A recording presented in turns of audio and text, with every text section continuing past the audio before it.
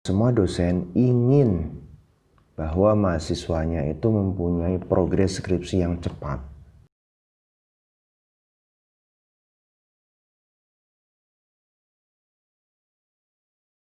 Bismillahirrahmanirrahim. Assalamualaikum warahmatullahi wabarakatuh. Apa kabar teman-teman semua? Kembali bersama saya Agus di channel Agus Academy, belajar skripsi dari nol.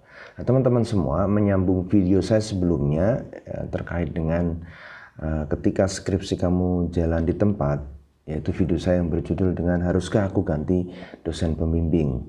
Nah, itu dari persepsi mahasiswa. Nah, sekarang saya melalui video ini saya akan menjelaskan bagaimana dari persepsi seorang dosen. Nah, gimana sebuah kondisi kamu mempunyai skripsi kemudian sudah 10 bulan atau mungkin 2 semester tapi skripsi kamu jalan di tempat. Nah, teman-teman semua, yang perlu kalian pahami bahwa prinsipnya setiap dosen, ya, tidak ada dosen yang mau skripsi mahasiswanya itu lambat. Prinsipnya atau artinya bahwa semua dosen ingin bahwa mahasiswanya itu mempunyai progres skripsi yang cepat. Nah, kalau saya pribadi, saya menargetkan maksimal itu 1 tahun. Artinya apa? Dari pertama kali kamu mendapatkan surat tugas, ya, kopi surat tugas dosen pembimbing, sampai dengan kamu ujian dan dinyatakan lulus, itu maksimal 1 tahun, dan alhamdulillah itu sudah saya buktikan. Dan 1 tahun sebenarnya itu bukan waktu yang cepat atau bukan waktu yang lambat. Saya anggap itu moderate atau sedang, ya. Nah, kalau pengen cepat mungkin bisa 6 bulan atau 7 bulan. Artinya dari awal sampai selesai sampai ujian itu bisa 6 bulan 7 bulan. Itu sangat cepat sekali memang, ya. Tapi ini saya katakan dalam 1 tahun. Nah, faktanya apabila 1 tahun ternyata kamu belum ada progres sama sekali, artinya masih jalan di tempat meskipun sudah laksanakan penelitian, tapi penyusunan kamu juga masih sangat lambat. Nah, bagaimana?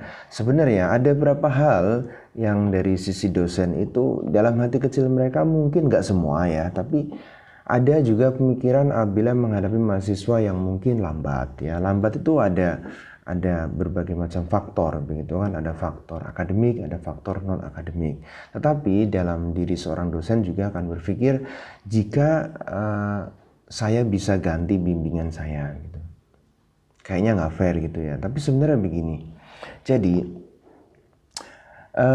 dari sisi substansi, gimana sih kamu harus memilih topik skripsi? Ya, tentunya kamu sudah tahu, ya, karena saya juga sudah mengulas hal ini di video-video saya sebelumnya, bahwa kamu harus memilih topik skripsi itu satu berdasarkan yang memang kamu minat di sana, kamu ada passion di dalamnya, sehingga ketika menghadapi masalah kamu bisa tetap on terus, tetap semangat untuk mengerjakan skripsi kamu. Kemudian yang kedua adalah kamu bisa memilih topik skripsi berdasarkan apa? Berdasarkan di mana nilai kamu paling banyak di mana, gitu. Tentunya di sini adalah mata kuliah yang berkaitan dengan core kompetensi kamu. Misalnya kamu teknik mesin, ya, kamu dapat nilai A di bidang apa, begitu. Apakah dia di perancangan, apakah di energi, apakah di material, atau dari sisi yang lain, begitu, ya. Kemudian mungkin yang ketiga adalah kamu milih skripsi karena kamu diajak proyek bersama dosen. Nah, ini ada satu konsekuensi juga. Bisa jadi kamu tidak memahami materinya. Nah, ini tantangan sendiri, kamu harus mengejar ketinggalan, ketidakmampuan kamu, ketidakpahaman kamu terhadap materi yang akan kamu kerjakan. Nah, masing-masing punya plus dan minusnya. Oleh karena apapun itu, karena kamu sudah mengambil skripsi dengan tema yang ada di depan kamu ini, dan kamu sudah mengerjakan itu dan sudah berjalan hampir 1 tahun, ya, harus kamu selesaikan. Kamu harus menyelesaikan apa yang sudah kamu mulai. Nah, sebenarnya apa sih yang ada di benak-benak dosen? Ini kamu sendiri kadang-kadang bertanya-tanya, kan, apa sebenarnya sih dalam mindset dosen itu sehingga skripsi saya kok seolah-olah lambat, padahal saya merasa udah cepet, gitu. Oke, saya akan upas satu demi satu. Mungkin nggak semua, tapi ini adalah hal-hal yang sering yang diharapkan oleh dari seorang dosen, sehingga mahasiswa seharusnya juga aware terhadap hal-hal ini. Yang pertama, mahasiswa harus komunikatif. Ya, mahasiswa harus proaktif menanyakan progres tentang skripsi dan melaporkan progres skripsinya kepada dosen. Mengapa demikian? Apakah dosen pembimbing nggak tahu? Loh, Pak, kan dosen pembimbing juga harus tahu dong. Begini, ya. Jadi kamu bukan satu-satunya mahasiswa yang dia bimbing. Ya, bisa jadi dia mempunyai 5 bimbingan mahasiswa, 10 atau bahkan 20 mahasiswa. Bayangin, dari 20 mahasiswa tersebut ada 3 kategori. Kategori yang pertama mahasiswa yang ekstra cepat ya, aktif ya. Kemudian mahasiswa yang moderate, tengah-tengah, dan mahasiswa yang lambat. Nah, oke, nggak ekstra cepat deh, mahasiswa cepat, menengah, dan lambat. Kamu masuk mana nih? Masuk yang lambat, menengah, atau yang cepat? Kalau kamu merasa masuk yang cepat ya berarti tentunya mahasiswa dosen tersebut akan sangat aktif berkomunikasi dengan kamu. Tapi kalau so-so komunikatif dengan kamu, komunikasi dengan kamu, ya bisa jadi kurang begitu lambat. Atau yang lama sekali nggak ada kontak, bisa jadi kamu termasuk mahasiswa yang lambat. Ya, jadi pastikan kamu bisa menentukan, mengukur diri kamu kira-kira kamu dalam kategori mahasiswa yang mana. Komunikatif ya. Komunikatif bukan sekedar mungkin Pak selamat sore, selamat malam, semoga weekend Bapak menyenangkan, bukan begitu maksud saya. Tapi di sini adalah komunikasi yang berkaitan dengan substansi skripsi kamu. Jadi kamu mempunyai hubungan profesional yang sangat intens dengan dosen pembimbing kamu. Cek apakah kamu begitu. Yang kedua, kamu mesti paham betul tentang format skripsi. Dan ini pengetahuan basic yang harus kamu miliki. Jadi kadang-kadang dosen itu kalau skrip revisinya itu aja, kadang bosan juga gitu. Padahal ada hal yang lain yang berkaitan dengan substansi yang harus kamu improve gitu dari tulisan kamu. Jadi pastikan juga kamu memahami betul. Jadi format skripsi udah di luar kepala deh.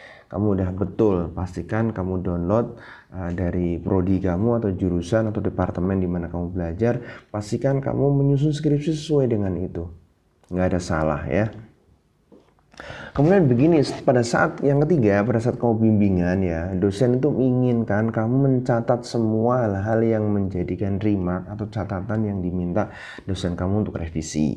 Nah, misalkan nih kamu untuk revisi apa? Revisi semua tulisan asing harus miring. Ya, bahasa asing semuanya harus miring. Ya kamu lakukan gitu. Kemudian minta referensi ditambahin, jurnal internasionalnya, jurnal lokalnya misalkan 5, 10 dan seterusnya, kamu lakukan itu. Kamu lakukan parafrase di paragraf tertentu, kamu lakukan itu.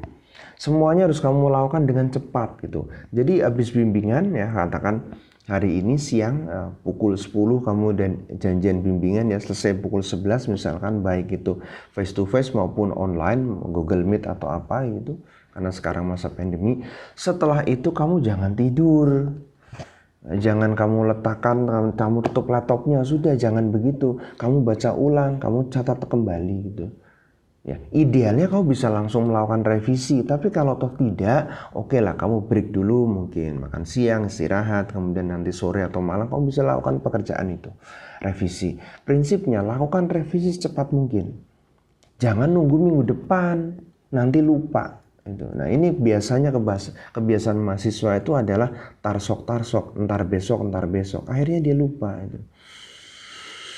Akhirnya ketika bimbingan berikutnya di minggu depan misalkan kau bimbingan lagi, akhirnya kamu mengulangi revisi yang sama. Itu yang kadang-kadang dosen juga sebel juga itu. Udah dikasih tahu ini ya, kamu singkatan, akronim ya, kemudian koma ya, kata hubung ini. Hal-hal yang sepele seperti itu kamu ulangi lagi begitu. Nah, itu harusnya nggak perlu gitu. Ketika di bimbingan yang pertama dosen kamu mengatakan tulisan asing cetak miring, habis itu bimbingan kedua, ketiga, dan ke-10 ya, jangan ada lagi gitu. Kata hubung misalkan antar kalimat dan dalam kalimat ya, jangan sampai ada salah lagi gitu. Betul manusia tempatnya lupa, tapi kamu nggak bersembunyi dalam alasan tersebut gitu. Artinya kalau itu udah revisi, udah pernah diingatkan ya, berikutnya jangan lakukan itu. Oke ya, cek kamu begitu apa enggak gitu ya. Nah berikutnya adalah yang keempat ya, mahasiswa mau baca jurnal ya, atau cek cara jurnalnya. Nah kadang-kadang mahasiswa itu punya penyakit yang agak malas gitu ya, baca jurnal. Dia ini baca jurnal ini gitu. Iya Pak gitu. Udah dibaca belum? Ya Pak ini baru di download loh. Gimana padahal mintanya seminggu yang lalu gitu. Doesn't make any sense. Itulah sebabnya kadang mahasiswa itu, Pak downloadnya gimana? Saya udah coba download tapi susah itu. Nah itu ternyata laporannya setelah seminggu gitu. Kan jadi aneh gitu. Jadi katakan diminta hari Senin tanggal 1 ya. Kemudian ternyata ditanya tanggal 5 atau bimbingan tanggal 7, Pak maaf kemarin udah saya coba download tapi nggak ada yang bisa, semuanya berbayar. memberikan report seperti itu saat bimbingan berikutnya di tanggal 7 bahkan. Lalu 7 hari kamu ngapain gitu? Udah tahu kamu menemui masalah nggak bisa download karena jurnalnya berbayar. Gimana caranya? Kamu konsultasikan. Saya tidak mengajari kamu kalau download berbayar, download aja pakai model hacker atau apa gimana, nggak usah. Banyak sekali jurnal-jurnal internasional yang bermutu, yang berkualitas dan itu berindeks, yang bereputasi itu gratis. Kalau memang jurnal yang dituju tersebut berbayar, nggak usah ngakalin itu.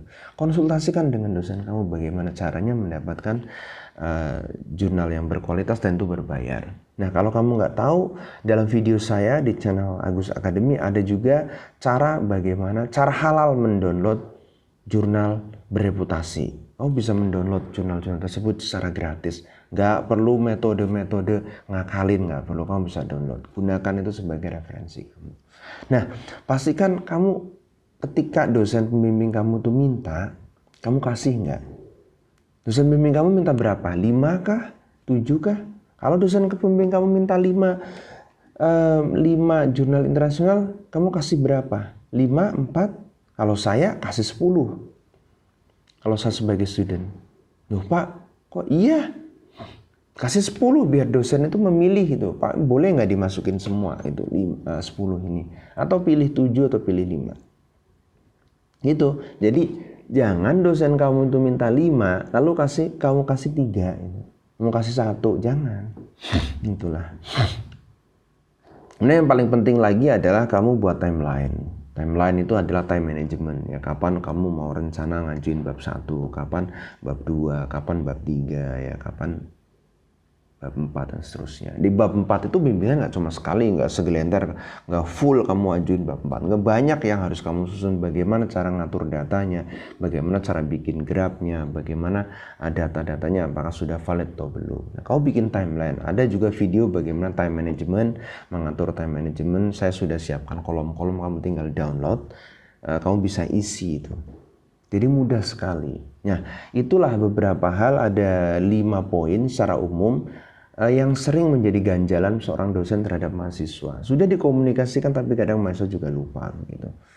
Nah, teman-teman semua, itu mungkin paling nggak secara umum yang sering terjadi, yang menjadi concern seorang dosen. Kenapa mahasiswa itu skripsinya juga agak lambat? Nah, bagaimana mempercepatnya? Nah, pastikan semua dari concern-concern tadi yang saya sebutkan, kamu adalah mahasiswa yang menjawab ya. Artinya komunikatif ya, paham format skripsi ya, kemudian segera revisi juga iya, kemudian download jurnal internasional juga oke atau iya, dan kamu juga membuat timeline sehingga kamu tahu target perencanaan kapan sekiranya skripsi kamu akan selesai. Oke teman-teman semua, itu saja yang bisa saya sampaikan dalam kesempatan kali ini. Apabila kamu ada pertanyaan berkaitan dengan teknis atau non teknis tentang skripsi kamu, nggak usah ragu, silakan ajuin pertanyaan dan ketik di kolom komentar. Nah, bagi teman-teman semua yang baru di sini, ya baru nemuin channel ini atau video ini, nggak usah ragu, silakan subscribe, karena insya Allah kamu bisa banyak belajar melalui channel ini dan semuanya insya Allah bermanfaat untuk kemajuan tulisan kamu atau skripsi kamu. Oke, itu saja yang bisa saya sampaikan. Sekali lagi, sampai ketemu dalam video saya berikutnya. Terima kasih. Assalamualaikum warahmatullahi wabarakatuh.